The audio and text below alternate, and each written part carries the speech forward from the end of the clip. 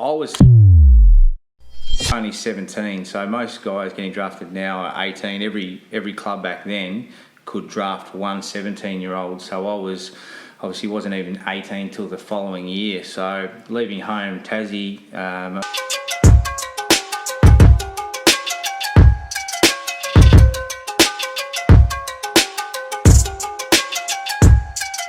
Okay, everybody, and welcome to another episode of the One Shot Movement podcast, where we're diving deep into the stories of incredible entrepreneurs, the journeys, what it takes for success. And I'm super excited today because I've got a very, very good friend of mine. In fact, we've known each other since the early 90s, playing football together and coming up in our home state of Tasmania, both proud and passionate Tasmanians. But Brodie Holland here has gone on to have an incredible sporting career, playing at the highest level in sport in Australia, playing in front of 100,000 people at a time. He played in that profession for 12 years at the highest level. He's been on TV in Dancing with the Stars, so his sporting career opened opportunities for him to have an incredible outside of sport career as well. He's a father of three who's worked from home. He's passionate about his sport, including he's dabbled in a bit of player management, but he's found his niche in coaching and helping coaches excel. So Brodie Holland is his name, and he's an incredible entrepreneur.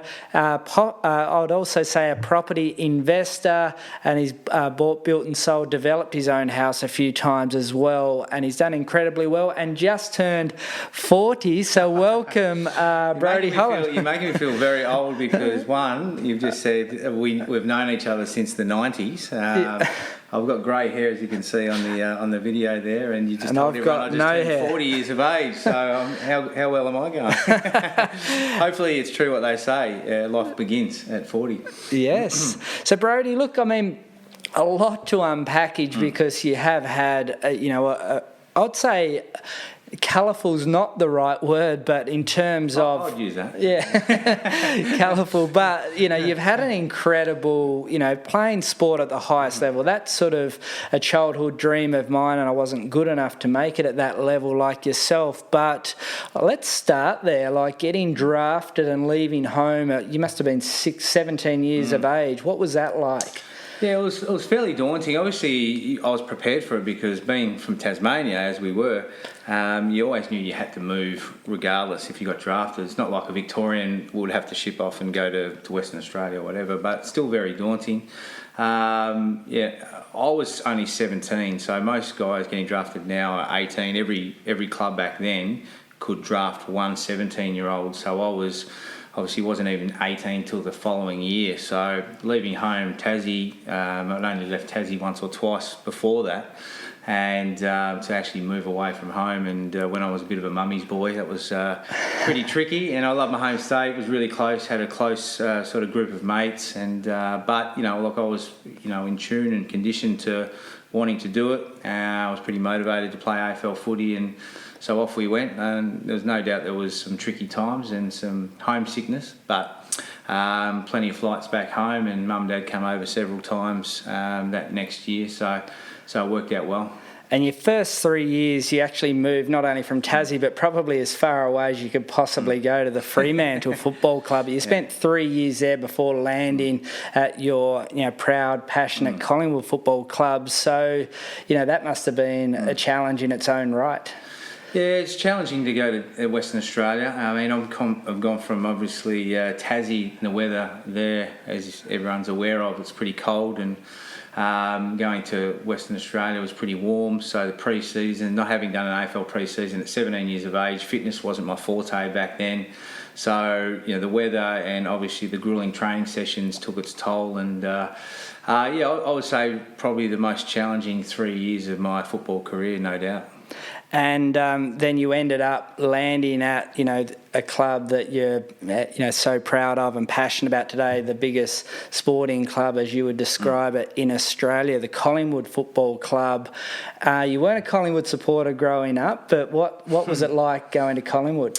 It was big. I was, even though it was such an amazing opportunity, when the time came to obviously make the decision, it was pretty tough because I knew it was, I'm going to have to bring all my gear across the Nullarbor and make a new start, not really knowing anyone too much in Melbourne and going to the biggest club, or arguably one of the biggest sporting clubs in Australia, if not the world. That was daunting in itself, but I thought, geez, I couldn't not say yes to this. James Clement, who was a mate of mine who was part of the trade from Fremantle to Collingwood, he rang me and he just wanted to do it right or wrong. And so to hear his voice and how strong he was on making the move, a strong leader at my previous footy club, and astute sort of person and businessman and family man, etc., etc. I thought, look, if this guy wants to do it, I want to follow with him and give it a crack. And I guess you mentioned fitness wasn't your forte. Watching you grow up playing football with you, and then watching your first part of your career, you were a talented, creative, small forward pocket that would kick goals, and you emerged into a super fit athlete who, become run with player and taking the best players out of the game. What was that like as a challenge? Like if people were thinking about, upping their game and taking it to another level, you've sort of pushed yourself out of your comfort zone to do that. Yeah, I think, the one thing for me was probably a couple of little penny drop moments. One in particular, I think, looking back in 2000 and 2002, I think it was, at the end of that year, I missed the AFL Grand Final. And I was still playing as a forward pocket or a half forward at that stage. Fitness still needed some work and strength in the body needed some work. I was booked to go to Mexico with the boys for the players' trip. And everyone went across to the players' trip, and I cancelled it last minute and went to Thailand with the new girlfriend and just trained every day pretty much. And I was that angry that I'd missed out on the grand final. Everyone was, even though they lost, everyone was really excited around the club. We're finally got into finals, not just made finals, but made a grand final, and I just didn't feel part of it. And I just wanted to prove to everyone that I should have been there, but also obviously fast track and put myself in a position where I could play some really good footy. I literally went to Thailand, woke up every morning, went for a 5K run on the beach and went straight to the gym every single morning for about 12 days in a row. And I remember coming back to the footy club right before pre-season started, and we got weighed up. I was 76 kilos. I'd lost 8 kilos over the off-season, and my skin folds were the lowest of the club by a mile. And I remember one of the players said, "Brodie, where have you been? You been to Ethiopia?" Or so I just got really lean and strong and fit, and then I just got my fitness level in front of a lot of guys, and I just worked really hard and stayed there. And from that point onwards, fitness was a weakness that became a strength of my game, virtually overnight, just by having a really strong mindset at that moment. And I guess when you look at sport and the disappointments that you can have in sport in life, you're always going to be challenged, there's always going to be disappointments, but you took that disappointment and then turned it into a drive or a motivator in a way. But you come back that next year, you obviously had a great year. You played in a grand final when you were favourites and didn't win it, but you also then went on and come runner-up best and fairest for the football club, and really not turn your career around, but sort of elevated yourself into a different player and a different footballer. Would you say that's fairly accurate? Yeah. Look, I think it started 2003. Even though I was super fit going into that next year, I missed a couple of games early in the year. Suspension and then playing reserves, and then I just thought to myself, we had Alan Didak coming in as a forward pocket, we had Leon Davis was already a consistent forward pocket at that stage, kicking goals year after year, and I thought if I get stuck in a forward pocket half forward, I'm competing against these type of players who are a little bit more dynamic at ground level, so I needed to get fitter and get in the midfield. So I really asked the coach, can I get an opportunity to go through the midfield? That's probably one thing in business, in life, and in sport. In any type of career is, as you know, if you don't ask, you'll never know. And I was pretty shy back in those days. And it was the first time I actually spoke up to the coach and went into the coach's room and I said, Mick, I want you to play me as a midfielder or as a tagger. And he said, well, the best way to get in the midfield is to probably a tagging role, so let's put you in the reserves, play some games there, and take the opportunity. If you play well, I'll give you the opportunity at AFL level, and that's what happened. Played well at Williamstown, the VFL, put me in, gave me some good jobs. I think I played on Matty Bode from Adelaide my first game and took him out of the game, and then Shane Crawford the next week and did a decent job on him. And then it just kept rolling and had a really good year. And I was probably lucky because we had some really good players like Buckley's and Burns's, Shane O'Bree's and that guy, those sort of players, Paul Lecuria's through the middle. So, you know, we're always controlling the footy a lot of the time anyway. So my job became easy in a sense, and I had some really good form that year, and it just sort of flowed on from there. And I guess, you know, your sporting career, you obviously have disappointments, wins and so on, but it was a 10 to 12 year career.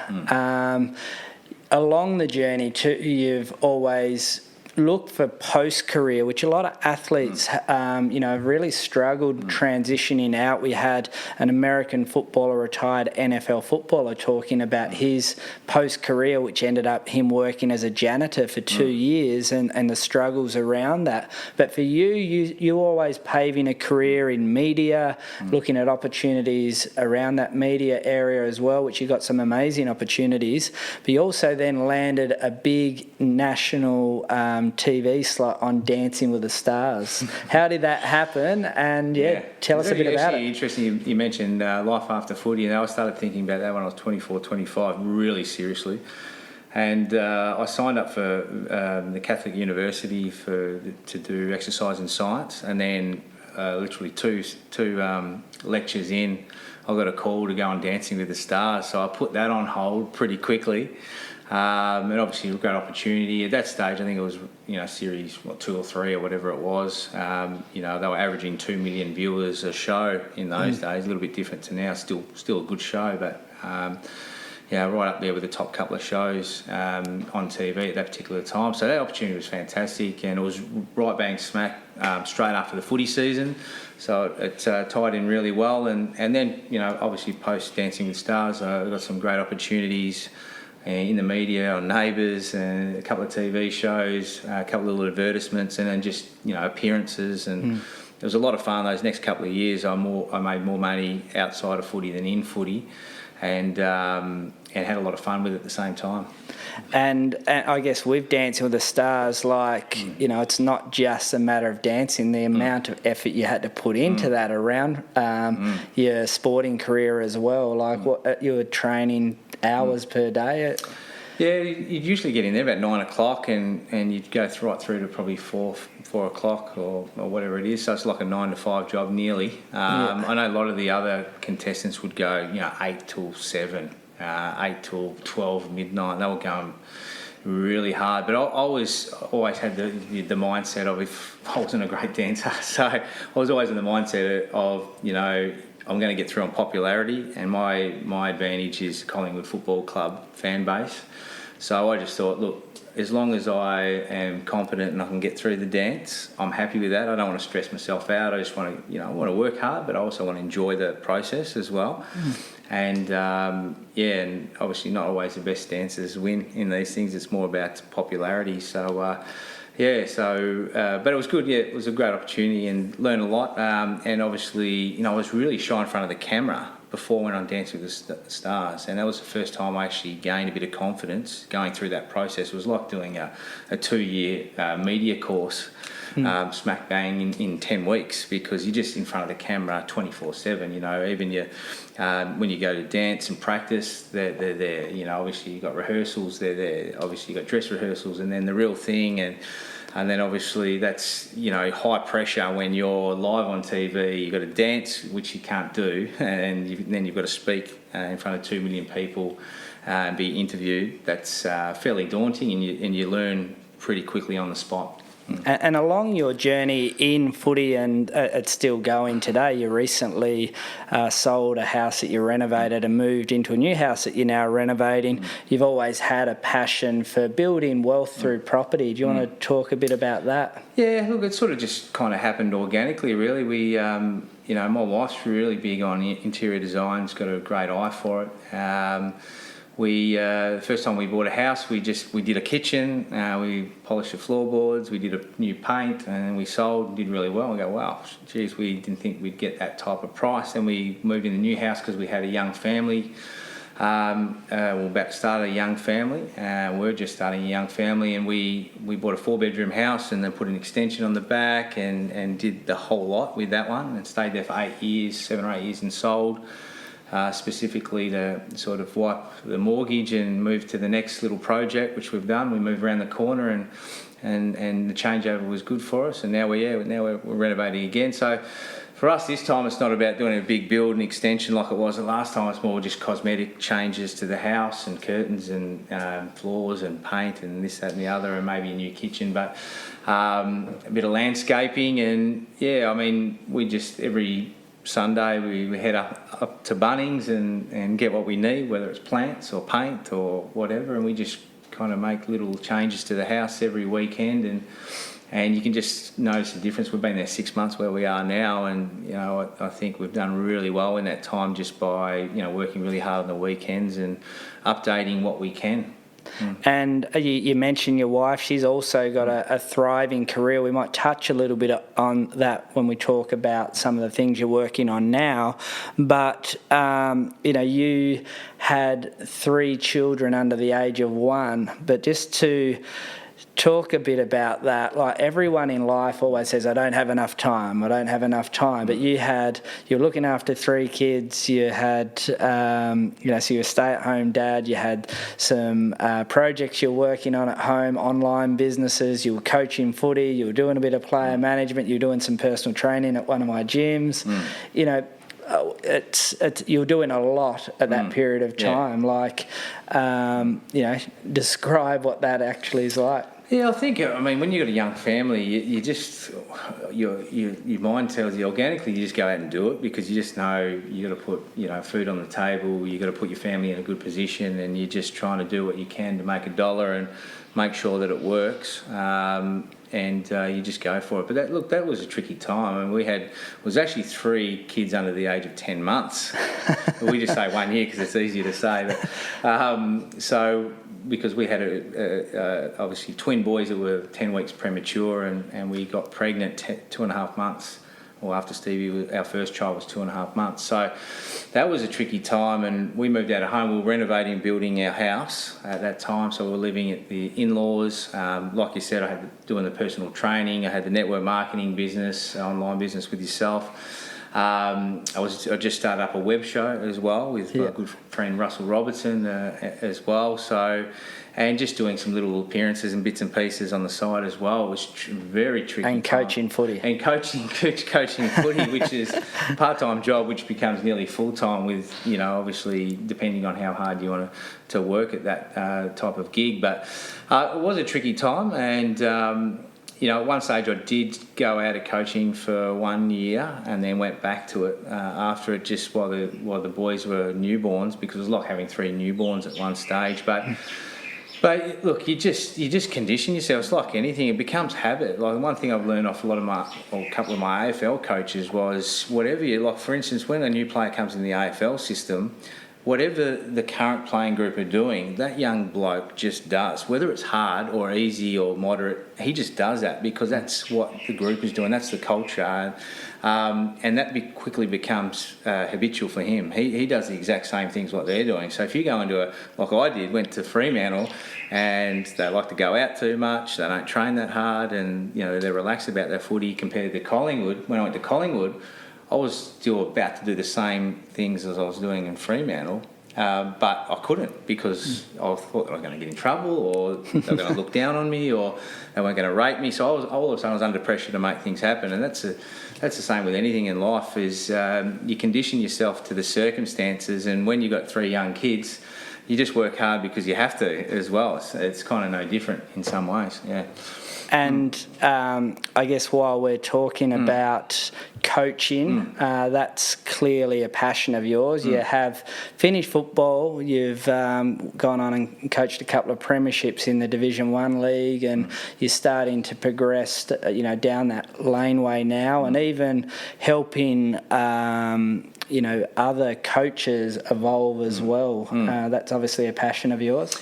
Yeah, it certainly is. Like I've just, we'll go through, obviously started coaching straight out of AFL, coaching Maribyrnong Park. That was a really great experience and enjoyed that. I actually went out of it for a little while to focus on business with yourself in the network marketing game, which was a lot of fun, and it was a great ride as well. Obviously missed the footy and gone back to it, so I'm coaching again now. Look, I am looking to potentially pursue a career in the AFL system at some stage when the timing's right.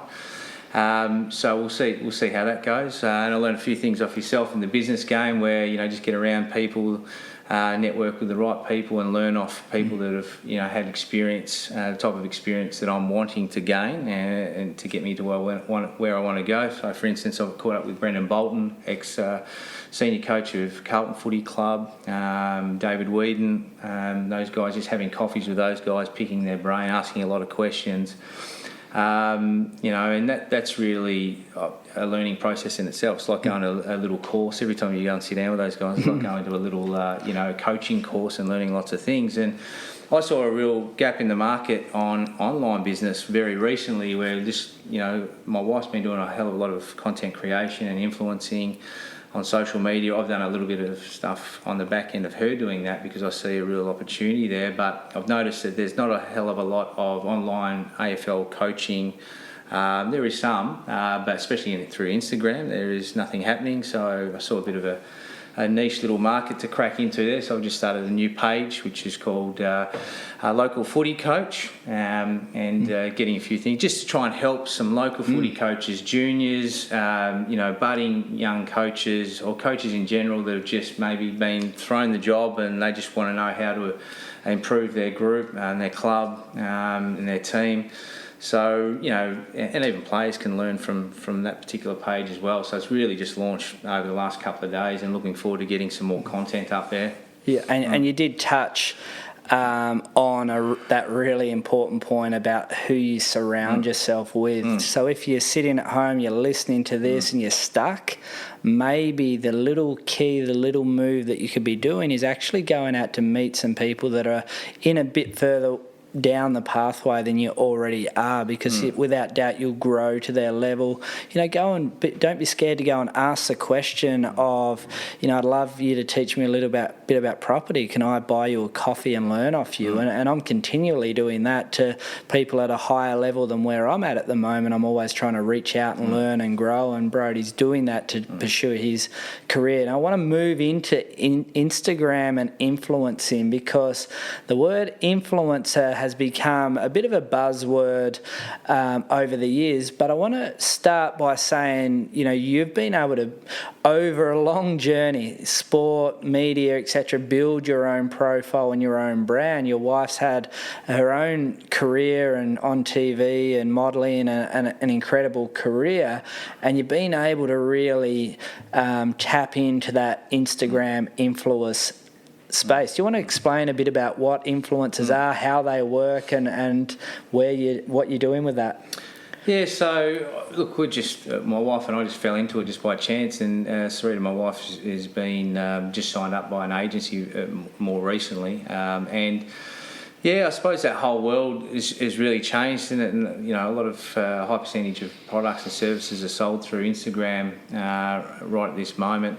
We saw an opportunity to obviously help companies move their products by using our profile and our following and market ourselves in a way where we can do that more efficiently for different companies. So we're doing a bit of that at the moment, and organically just kind of got there through just showcasing our life and our lifestyle and our family, and really just trying to record your life so you can keep it for another day when the kids want to look back on it, which soon became a business, and it happened all pretty quickly. And I love it, and I know my wife really enjoys it too, because it's all about creating good photography and videos and editing, and really just showcasing your life in between, advertising certain products that may really align with you as a person. So, at the moment, my wife and I are doing a lot of stuff with toys, with shopping centres. She's doing, because she's into fashion. She was doing stuff with hair curlers the other day. a lot of the time at events, especially for kids. So if there's a new movie, a new Toy Story, we might go along to the launch and be invited along. There's a whole heap of things that we're doing with it, and I feel like we're just really getting started with it. So it could really grow into something pretty big if we keep doing all the right things. And we've got a really loyal a group of followers that obviously being in the footy industry for a long period of time is a bit of an advantage, but Sarita's really, she's a very compassionate person, kind person, and a great mum. So that comes across really well on social media. Obviously she's warm and she engages with her audience, not just posts and creates content.